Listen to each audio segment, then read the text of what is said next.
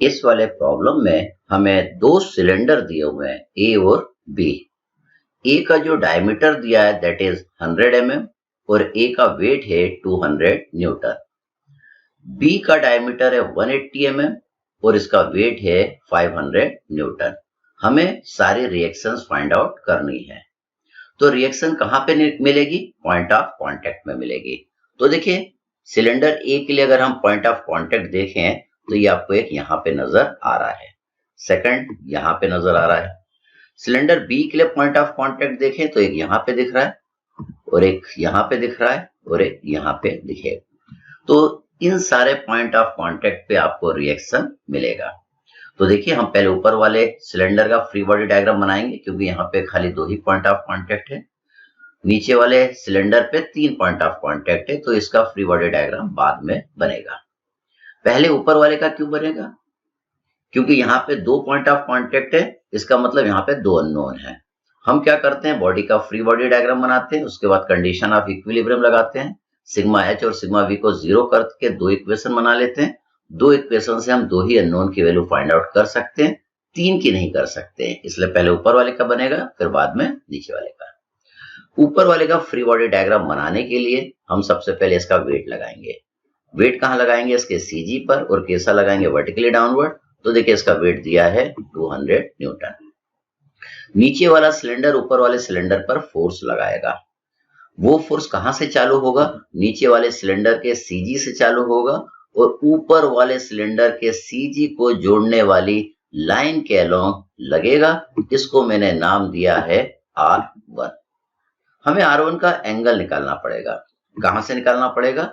इस वाली horizontal line से निकालना पड़ेगा। कौन सा एंगल? ये वाला एंगल। ये एंगल निकालने के लिए हम क्या करेंगे, यहां पे एक ट्रायंगल बना लेंगे। देखिए ये एंगल थीटा निकाल रहा हूं मैं। ये थीटा निकालने के लिए मैं क्या कर रहा हूं, यहां पे मैं थोड़ा सा कंस्ट्रक्शन कर रहा हूं। यहां पे मैं एक ट्रायंगल बना लिया। तो ऊपर वाला एंगल जो थीटा है वो इस वाले एंगल थीटा के जितना आएगा, क्योंकि ये दोनों एंगल कैसे हैं? करस्पॉन्डिंग एंगल्स हैं। अब ये एंगल थीटा निकालने के लिए हमको इसका बेस मालूम होना चाहिए और इसका हाइपोटेन्यूज मालूम होना चाहिए। इसका हाइपोटेन्यूज तो हम निकाल लेंगे, इसका रेडियस प्लस इसका रेडियस। ठीक है, इसका रेडियस कितना आएगा? 90 और इसका कितना आएगा? 50। तो ये हो जाएगा 140। अब इस ट्रायंगल का बेस निकालने के लिए देखिए हमने क्या किया, हमने यहां से लाइन वर्टिकली डाउनवर्ड 2 लाइन नीचे की ओर गिरा ली और इस लाइन को लाके हमने यहां पे मिला दिया। ये देखिए मिल गई। यहां पे मिलाए तो इतना डिस्टेंस हमको पता चल जाएगा। इतना जो डिस्टेंस आएगा ये वाला डिस्टेंस इसके रेडियस के जितना होगा। तो इसका डायमीटर है 100 तो इसका रेडियस होगा 50। तो ये जो डिस्टेंस है ये भी आपका 50 mm होगा। और इसका ये वाला डिस्टेंस निकाल लेंगे, ये वाला। तो ये वाला डिस्टेंस इसके रेडियस के जितना नहीं होगा। इसका रेडियस तो आपका होगा 90, तो ये 90 अपने को नहीं दिख रहा है। तो हमको पहले ये वाला डिस्टेंस निकालना पड़ेगा कि ये कितना होगा। तो देखिए इस डिस्टेंस को मैंने क्या बोला है? It is B. ये डिस्टेंस निकालने के लिए मैंने क्या करा, इस सिलेंडर के सेंटर से एक लाइन यहां पे खींची। हम थोड़ा सा कंस्ट्रक्शन कर रहे हैं। देखिए हम एक लाइन खींच रहे हैं, कहां पे? इसके वर्टेक्स पे। हमने ये लाइन लाके यहां पे मिला दी। जब मिला दी तो यहां पे आपको एक एंगल मिलेगा, ये वाला एंगल कितना होगा? 60 डिग्री होगा। 60 क्यों होगा? देखिए ये स्ट्रेट लाइन है तो इस स्ट्रेट लाइन का ये जो साइड है इसका एंगल यहां से कितना है? 60। तो यहां से ये टोटल कितना होगा? 120। This will be over 120।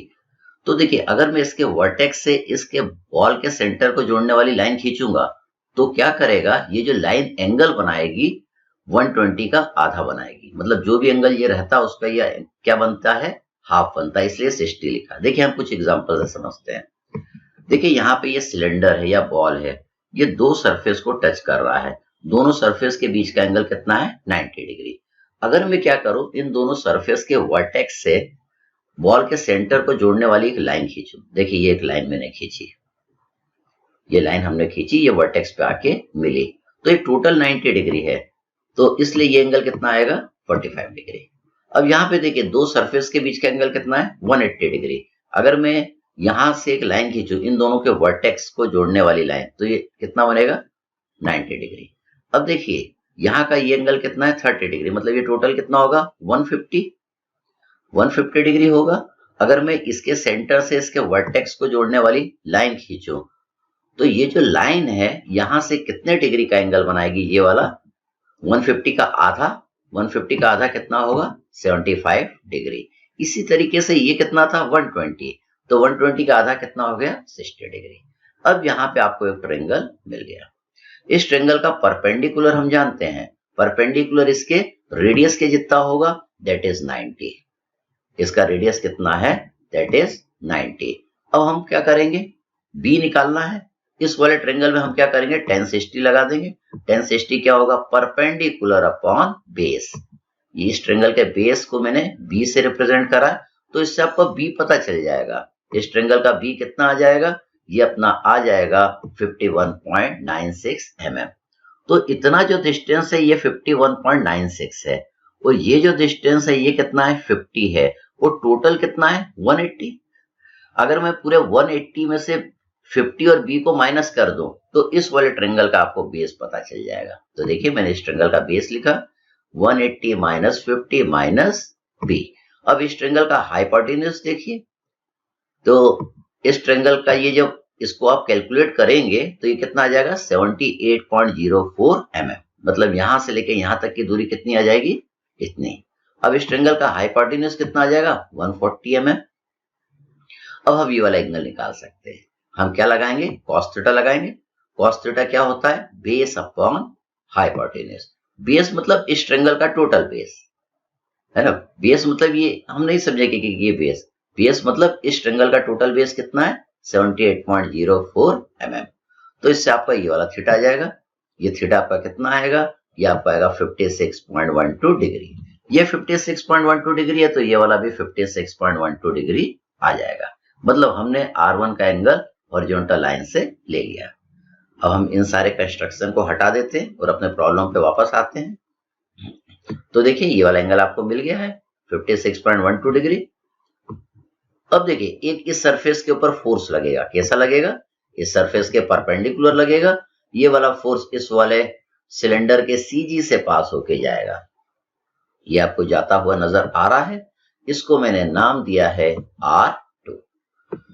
तो इस सिलेंडर पे देखिए 3 फोर्स लग रहे हैं, तीनों फोर्स मिलके इसको इक्विलिब्रियम में रखे हुए हैं।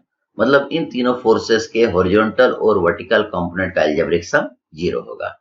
तो देखिए हम इसको अलग से बना लेते हैं। तो ये R1, ये बन गया R2, ये 200 न्यूटन, और इसका एंगल भी हम हॉरिजॉन्टल से निकाल चुके हैं। ये एंगल आया 56.12 डिग्री। अब इनका हॉरिजॉन्टल और वर्टिकल कंपोनेंट का अलजेब्रिक सम 0 करना है, तो पहले R1 के मैं हॉरिजॉन्टल कंपोनेंट बना लेता हूं। R1 का एक हॉरिजॉन्टल ये बन गया, इसको हमने लिखा R1 cos 56.12, और R1 का दूसरा कंपोनेंट हमने बनाया that is R1 sin 56.12। R1 को हटा दिया। अब मैं सिग्मा h को 0 करूंगा तो हॉरिजॉन्टल फोर्सेस को लूंगा। हॉरिजॉन्टल फोर्सेस कितने, R1 cos 56.12 और R2 है। इस डायरेक्शन में प्लस और डायरेक्शन में लगने वालों को माइनस। तो देखिए हमने लिखा sigma h is equal to R1 cos 56.12 minus R2 equal to 0। अब मैं इनके वर्टिकल कंपोनेंट का अलजेब्रिक सम कर रहा हूं, तो वर्टिकल फोर्सेस को लूंगा। वर्टिकल कौन से हैं, एक ये वाला है, दूसरा 200 वाला है। तो देखिए हमने लिखा sigma v is equal to R1 sin 56.12 minus 200 equal to 0। इसको हम सॉल्व कर लेंगे। नीचे वाले इक्वेशन से देखिए R1 की वैल्यू निकल आएगी। 200 को इस साइड ले जाएंगे और sin 56.12 से हम डिवाइड कर देंगे। R1 की वैल्यू यहाँ पे पुट करेंगे तो R2 आ जाएगा। तो अपना जो R1 आएगा वो आपका आएगा 240.9, और R2 जो आएगा वो आएगा 134.29 न्यूटन। अब हम नीचे वाले सिलेंडर का फ्री बॉडी डायग्राम बनाएंगे, क्योंकि नीचे वाले सिलेंडर पे देखिए ये 2 पॉइंट ऑफ कांटेक्ट नजर आ रहे हैं जहां पे आपको रिएक्शन नहीं मालूम है। ऊपर वाले पॉइंट ऑफ कांटेक्ट पे तो आपने रिएक्शन निकाल ली। तो नीचे वाले सिलेंडर का फ्री बॉडी डायग्राम बनाने के लिए सबसे पहले हम इसका वेट लगाएंगे। वेट कहां पे लगाएंगे, CG पर, सेंटर ऑफ ग्रेविटी पर, और कैसा लगाएंगे, वर्टिकली डाउनवर्ड। तो वेट इसका दिया है 500 न्यूटन। नीचे वाले सिलेंडर ने ऊपर वाले सिलेंडर पे R1 फोर्स लगाया, तो ऊपर वाला सिलेंडर भी नीचे वाले सिलेंडर पे R1 फोर्स लगाएगा। According to Newton third law, for every action there is equal and opposite reaction. ये लग गया आपका, ये अपना कौन सा है, R1 है। इन दोनों फोर्स का मैग्नीट्यूड बराबर रहेगा लेकिन डायरेक्शन उल्टा रहेगा। अगर ऊपर वाले सिलेंडर का हम फ्री बॉडी डायग्राम बनाएंगे तो R1 ऊपर वाले की ओर, अगर नीचे वाले सिलेंडर का फ्री बॉडी डायग्राम बनाएंगे तो R1 नीचे वाले की ओर। हम इस R1 का एंगल निकाल लेते हैं। कहां से निकाल रहे हैं, इस हॉरिजॉन्टल लाइन से हम निकाल रहे हैं।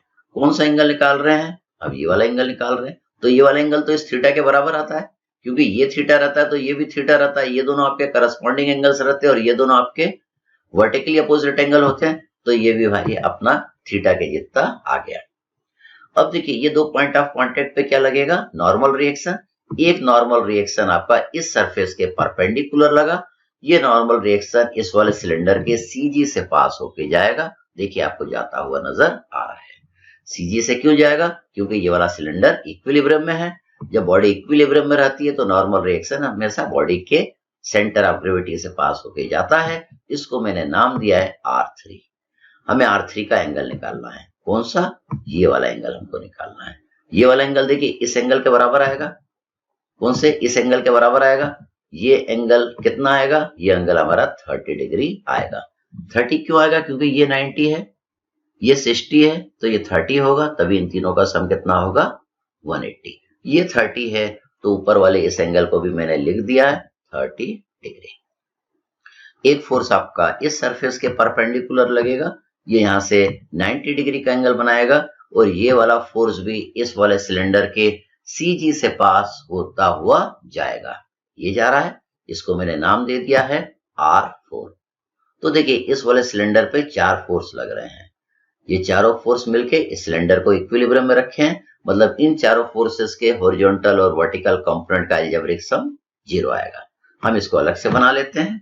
ये अपना R3 हो गया, R4 हो गया, R1 निकाल चुके हैं। कितना निकाला R1 पहले, 240.9, तो यहाँ पे 240.9 न्यूटन हमने लिख दिया। इसका वेट कितना है, 500 न्यूटन। अब देखिए हमने इसके एंगल्स निकाल लिए अपने हॉरिजॉन्टल रेफरेंस लाइन से, तो ये एंगल 30 है, और यहाँ पे जो थीटा है, थीटा कितना है, 56.12। अब हमको इनके हॉरिजॉन्टल और वर्टिकल कंपोनेंट का अलजेब्रिक सम करना है। तो देखिए पहले इनके हॉरिजॉन्टल और वर्टिकल कंपोनेंट बना लें। R3 के 2 कंपोनेंट बनेंगे। R3 का थीटा वाला साइड आपका cos थीटा होगा, इसको हमने लिखा R3 cos 30, और R3 का मैंने दूसरा बनाया, यह R3 sin 30। अब R3 को हमने हटा दिया। 240.9 न्यूटन के 2 कंपोनेंट, एक तो ये वाला होगा, cos वाला बनेगा, ये हो गया 240.9 cos 56.12, और इसका देखिए ये दूसरा मैंने कंपोनेंट बनाया perpendicular to the given component 240.9 sin 56.12। अब इसको भी मैंने हटा दिया। अब मैं इनके हॉरिजॉन्टल कंपोनेंट का अलजेब्रिक सम करूंगा और इनके वर्टिकल कंपोनेंट का अलजेब्रिक सम करूंगा। देखिए मैंने हॉरिजॉन्टल कंपोनेंट का अलजेब्रिक सम किया, R3 cos 30 minus 240.9 cos 56.12 is equal to 0। अब इनके वर्टिकल कंपोनेंट को देखिए, वर्टिकल ऊपर कितना लग रहा है, R3 sin 30 और R4 लग रहा है, नीचे लग रहा है 240.9 sin 56.12 और 500। अब इनका अलजेब्रिक सम किया मैंने। ऊपर के डायरेक्शन में लगने वाले फोर्सेस को देखिए मैं पॉजिटिव लिख रहा हूं, और नीचे के डायरेक्शन में लगने वाले फोर्सेस को देखिए मैं निगेटिव लिख रहा हूं, और इक्वल टू ने क्या करा, 0 कर दिया। इससे आपकी R3 की वैल्यू आ जाएगी 155 न्यूटन, और R4 की वैल्यू आ जाएगी 622.5 न्यूटन।